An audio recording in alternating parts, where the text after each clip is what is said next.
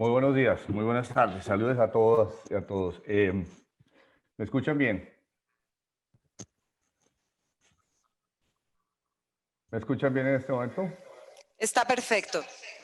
Bueno, hay muchas cosas por hablar y el tiempo es limitado, por lo cual me uno a los saludos protocolarios de todos los que me antecedieron en el uso de la palabra. Y le agradezco al partido el honor de permitirme hablarles a ustedes. Soy conservador, como lo cuento en mi novela En sitios más oscuros, una novela sobre un viejo que había hecho política conservadora y que se va a un viaje con sus hijos por la Colombia profunda. Y es una novela sobre eso, un poco sobre política y sobre el trayecto de recorrer nuestro país, vivirlo y también gozarlo. Voy a compartir la pantalla para dar paso a las ideas que quiero compartir con ustedes. ¿De qué se trata el año 2022? Todos estamos mirando hacia allá y estamos mirando con zozobra y pues ojalá con esperanza. Voy a empezar con esta frase de Ruth Bader Ginsburg. Es una magistrada de la Corte Suprema de Estados Unidos que murió hace pocos meses y que dejó un gran vacío y que dice: lucha por las cosas que te importan, pero de tal manera que lleve a otros a unirse a ti. Y yo creo que esa es la clave. ¿Cuáles cosas nos importan y cómo hacemos para defenderlas y para luchar por ellas de manera que muchas personas se unan a nosotros? Ese es el desafío. Alguien me enseñó en el Partido Conservador que uno hace la política sobre los inadmisibles. Y les voy a contar unos inadmisibles. El primer inadmisible en Colombia, hoy por hoy, es que tenemos hambre. En la costa Caribe, la mayoría de la población, en Cartagena, por ejemplo, el 60% come 2 veces al día, no 3 veces al día, 2 veces al día. Y en Pasto, en Florencia, en Popayán, en Villavicencio, una de cada 3 familias puede comer solo 2 veces al día. No pueden los padres de familia poner 3 platos sobre la mesa. En Medellín, en Quibdó, en Manizales, en Pereira y en Cúcuta, una de cada 5 familias come 2 veces al día. Pero todavía más dramático y más inadmisible es que en Colombia hoy una de cada 30 familias come una vez al día. Una vez al día. La angustia que esto representa para los padres de familia, el impacto sobre el desarrollo de los niños es, amigas y amigos, absolutamente inadmisible.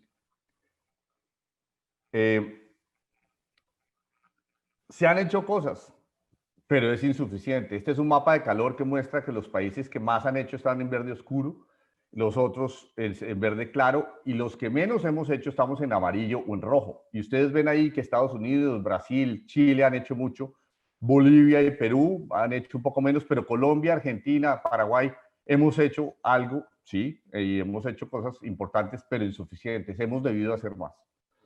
Otro inadmisible es el trabajo. Los bloquecitos azules muestran las pérdidas de empleo. En comercio, 830.000 empleos, en industria, 770.000 puestos de trabajo, etcétera, etcétera. Pero los bloquecitos verdes muestran qué trabajos se crearon en el tercer trimestre. Perdimos 4.8 millones de empleos en el segundo trimestre y hemos recuperado solo 1.9 millones. Está muy bien, estamos recuperando el empleo, pero faltan por crear 2.9 millones de empleos, además de los 2,5 millones de empleos que nos faltaban en 2019. Y en particular, faltan 2.3 millones de trabajos en comercio, en industria, en recreación y cultura, en restaurantes y hoteles y en educación y administración pública. Estos sectores son urbanos. Tenemos que concentrarnos en, por supuesto, crear empleo en todo el país, pero las ciudades son las que más están sufriendo. Otro inadmisible, por supuesto, son las causas del cambio climático. Esto es una foto en San Andrés. Vimos la situación en la costa Caribe, en Providencia y las inundaciones en todo el país. Otro inadmisible es que el crimen crece hoy más que la economía. La línea azul clara es el crecimiento de la mortandad, de la mortalidad por causas violentas, los asesinatos, mientras la línea azul oscura es el crecimiento de la movilidad hacia el trabajo, según Google. Y si ustedes ven la línea azul clara, el crimen, los asesinatos crecen más rápido que la economía. Eso, por supuesto, es inadmisible. Inadmisible la ineficacia de la justicia. La eficacia de la justicia en temas de familia, de salud, de deudas, de conflictos con los vecinos y servicios públicos es entre 40 y 50%. Y en temas de tierras, delitos, conflicto armado es de 30% o menos. De manera que este es otro, señores y señores, amigas y amigos, otro inadmisible. El otro inadmisible son los jóvenes que ni tienen empleo ni tienen trabajo, pero sobre todo las mujeres jóvenes son el foco de sufrimiento social más tremendo y más inadmisible en este momento. 4 de cada 10 jóvenes no tienen empleo y no están estudiando. En los jóvenes, en los varones, se duplicó los pero son incluso casi la mitad de las mujeres. O sea, las mujeres y las jóvenes tienen que ser el foco de nuestra estrategia de empleo. Otro inadmisible es que o exportamos o fenecemos. Esta gráfica son simplemente que las exportaciones antes de la recesión, en las últimas 5 o 6 recesiones, y si ustedes ven, salimos de todas las recesiones exportando. La línea roja es la actual recesión y se ve muy desafiante porque la línea roja va en descenso, que logremos devolver esa tendencia, pero tenemos que hacerlo. De las anteriores recesiones salimos exportando y la tendencia es preocupante. Hay una inestable devaluación que no ayuda, el régimen tributario es impredecible, hay mucha política pública, pero poca gestión.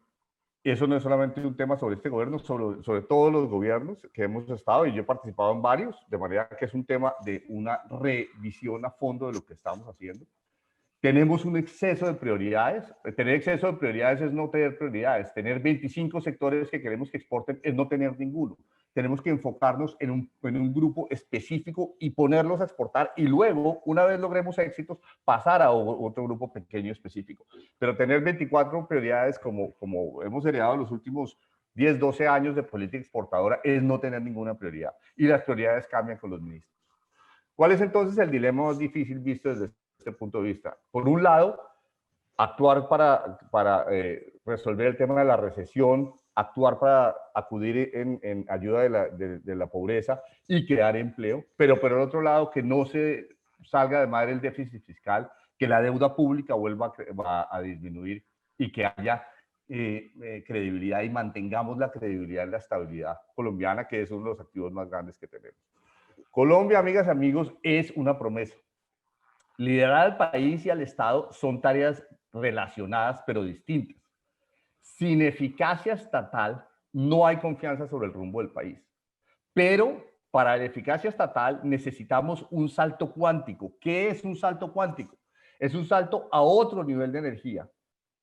El nivel de energía actual que estamos desplegando para que el Estado sea eficaz en seguridad, en atención a la pobreza, en atención a los mayores, en atención a las mujeres, a las jóvenes, ni en atención al cambio climático, es insuficiente. Y sin un salto cuántico, será vano pretender alcanzar las metas sociales, económicas y ambientales. Eficacia estatal nos permitirá liderar el Estado y ahí liderar el país.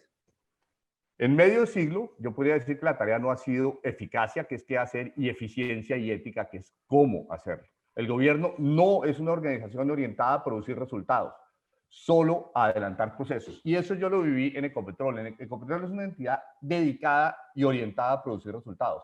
Cada día tiene que procesar 715,000 barriles, 715,000 barriles de petróleo al día, sacarlos, transportarlos, procesarlos en las refinerías o exportarlos. 240 millones de barriles al año. No les sirve simplemente tener un proceso y decir, no, es que no hemos llegado al final del proceso. Ecopetrol no se puede dar ese lujo y la salvamos de una crisis, de la peor crisis de su historia, y la dejamos como una empresa absolutamente prístina que da unos resultados ejemplares en el mundo.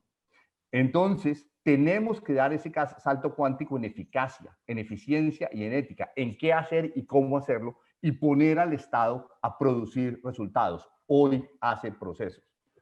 Usemos la crisis para salir de la crisis y sobre todo con sentido de urgencia. Las mujeres jóvenes son el foco más sensible de sufrimiento social. Debemos crear o recrear al menos 5 millones de empleos, ya dijimos que son muchos más, facilitar la contratación y la creación de empresas. Cada uno de estos elementos obviamente necesitaría una presentación más larga y los vamos simplemente a enumerar. Creemos una reposición de ingresos para los trabajadores por cuenta propia, que son los grandes, es un segmento de la población que es un grande creador de empleo. La gente los critica que porque son informales, pero mientras tanto es gente saliendo a la calle a tratar de poner platos de la mesa sobre la mesa familiar.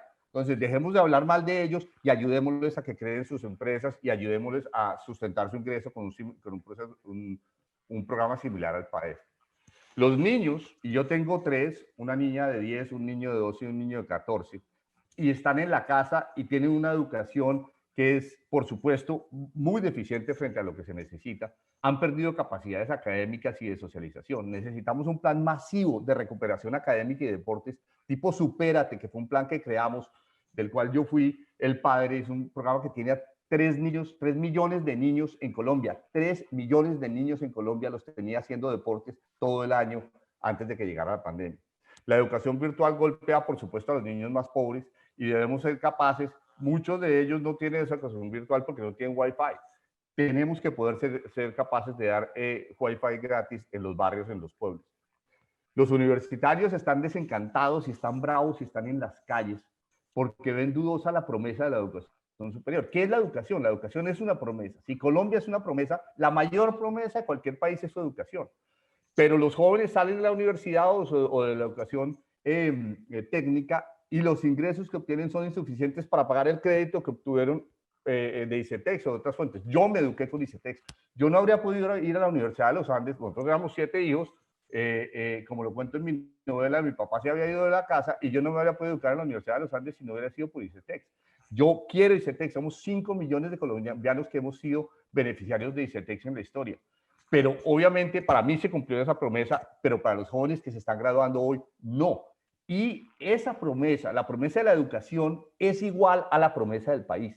¿Y qué es esa promesa? Los jóvenes creen que aprenden en la universidad lo que los va a salvar durante toda la vida, y ese enfoque hoy por hoy no sirve. Tenemos que aprender a aprender. Yo he reaprendido, hoy estoy en la radio, he aprendido radio, me inscribí en un curso de escritura para radio hace pocos meses.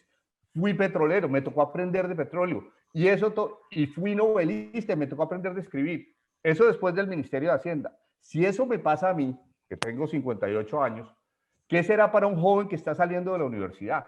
Durante su vida va a tener que aprender y reaprender cosas nuevas cada 3 o 4 o 5 años para seguir estando vigente y tener un plan de vida que lo llene, en vez de estar en las calles protestando con un sistema que no le cumple, un sistema general que no le cumple con la promesa que busca. Tenemos que jugarle limpio al país.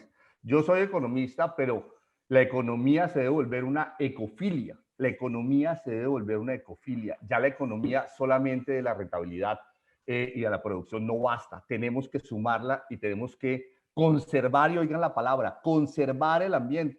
Lo decía Misael Pastrana Borrero de manera visionaria hace 50 años. Conservar el ambiente es valorar la biodiversidad, es hacer geoingeniería para capturar carbón y hacer que el que ensucia limpie. Ese es un principio económico básico. La gente que genera externalidades como dañar el medio ambiente debe limpiar. Al tiempo, por supuesto, que salvamos las empresas y el empleo. Ese es un dilema falso. Debemos hacer las dos cosas, poder alimentarnos con nuestro trabajo y al mismo tiempo mantener un planeta limpio. Colombia es una promesa y no la vamos a cumplir si no saneamos la situación fiscal. Por supuesto, no voy a entrar en todos estos detalles, pero la línea azul muestra las líneas azules, el saneamiento fiscal propuesto por el ministro Carrasquilla, un ministro conservador y buen amigo, pero yo creo que se equivoca el ministro y se equivoca el gobierno proponiéndole una reforma tributaria de 2 puntos del PIB el próximo año al país. Eso es como quitarle 2 litros de sangre a un paciente anémico, que es la economía colombiana. No se necesita una reforma tributaria de 2 puntos del PIB. Aquí estas gráficas, las líneas rojas acá son las que nosotros hemos dibujado. Esto se lo mostramos ya a todos los banqueros de Colombia y del exterior, y coinciden que la clave de la política fiscal es la credibilidad. ¿Cuál es la clave para perder la credibilidad? Es sobreprometer y luego subcumplir. La clave de la credibilidad en la vida personal, en una empresa y en el gobierno es subprometer y luego sobrecumplir. El gobierno con esto, primero, si ustedes ven hasta el año 2025 que están estas líneas, está prometiendo sobre las cifras y los ingresos del siguiente gobierno. Es el siguiente gobierno el que va a tener que cumplir con una promesa que es simplemente incumplible. Hagamos una reforma tributaria de 1 punto del PIB y otra cosa, no ofusquemos a los colombianos el próximo año, después de 12 meses de pandemia, con una reforma pensional que de nuevo ofuscaría a un paciente que acaba de pasar 12 meses encerrado, 12 meses sin trabajo, y le vamos a poner condiciones tan difíciles como una reforma pensional. Estoy en desacuerdo con eso y creo que ese no es una tarea realizable en el tercer año de un gobierno. La salud y la justicia están conectadas en el problema. Una ofuscó a la otra. La salud ofuscó completamente a la justicia y la justicia está sobrepasada. Tiene muchos más problemas, por supuesto, pero las tecnologías las harán a ambas efectivas, accesibles y eficientes. Y la gestión las hará a ambas éticas. Por ahí es la cosa. Fíjense que los problemas se conectan y los podemos solucionar de manera virtuosa. En suma, Colombia es una promesa y estos son los pilares de una estrategia de reactivación económica. La gerencia del Estado, con eficacia y eficiencia en el gasto público antes de cualquier cosa, y ética para gobernarse y para generar valor. Un salto exportador, porque de esta recesión tenemos que salir exportando. Agroindustrial y de servicios que igualen las exportaciones extractivas. No sacrifiquemos el petróleo, no sacrifiquemos las exportaciones extractivas. Hagamos que las agroindustriales y las de servicios las igualen. Una política industrial que haga de nuevo un salto cuántico en logística, en estándares, en apuestas regionales, desde el país, desde el centro hacia todo el resto del país. Y un nuevo enfoque tributario, oigan bien, en que el gobierno del presupuesto nos lleve a gobernar el Estado. Los tributos tienen que empezar por gobernar el presupuesto. El presupuesto se gobierna solo, nadie lo gobierna y sabemos por qué fuerza se gobierna. Y entonces, como no gobernamos el presupuesto, le pedimos más impuestos a los colombianos. Tenemos que gobernar el presupuesto y solo si falta plata, después de los 313 billones que hoy cuesta el presupuesto, llegamos allá. Formalizar paulatinamente y con un foco en renta. Pero no solo de economía vive el hombre, no solo del pan vive el hombre ni las mujeres. Hay que relegitimar el Estado, la economía y la actividad empresarial, con inversión en la gente, por supuesto. Eso es lo primero, siempre lo primero, educación, salud, niñez, vejez y pobreza, con una justicia independiente, impecable y eficiente, y una seguridad ciudadana basada en gestión de la policía y las Fuerzas Armadas. Un policía lamentablemente mata a una persona en un CAI y decimos que hay que sacar una nueva ley. Los colombianos vemos un problema y resolvemos otro. El problema de la policía, de ese caso, hay que resolverlo con gestión del factor humano en la policía, no con leyes en el Congreso. Las reformas económicas ya lo vimos y la gerencia. Acabo con dos notas sobre política. Si uno mira una encuesta que pregunta ¿es usted de izquierda o de derecha? Uno ve que siendo 1 izquierda y siendo 10 de derecha, y la gente puede poner entre 1 y 10, los baby boomers, que es la gente entre 50 y 70 años, se califican como 6.8, siendo 5 el fiel de la balanza, o sea, más hacia la derecha. La generación X, que es gente entre 36 y 49 años, como 6.2, más allá del 5. Incluso los millennials, como 5.5. Esto es sorprendente. Y el país como un todo en promedio como 6.2. Pero, y esta es una portada del Economist, de la revista inglesa del Economist, las redes sociales han vuelto volátil e impredecible la democracia. Les dejo ahí un artículo fascinante sobre el efecto de las redes sociales. Los millennials se están inclinando hacia el socialismo. La escogencia en 2002, para cerrar como empecé, será entre odio y discordia o entre esperanza y concordia. Respondamos con urgencia a los inadmisibles para cumplir con la promesa que es Colombia. Muchas gracias por la invitación, que me honra. Si alguno de ustedes quiere mandar comentarios, propuestas, preocupaciones, preguntas, esta cuenta cuentelaecheverry@gmail.com está abierta para todos ustedes. Cuentelaecheverry@gmail.com. Muchas gracias.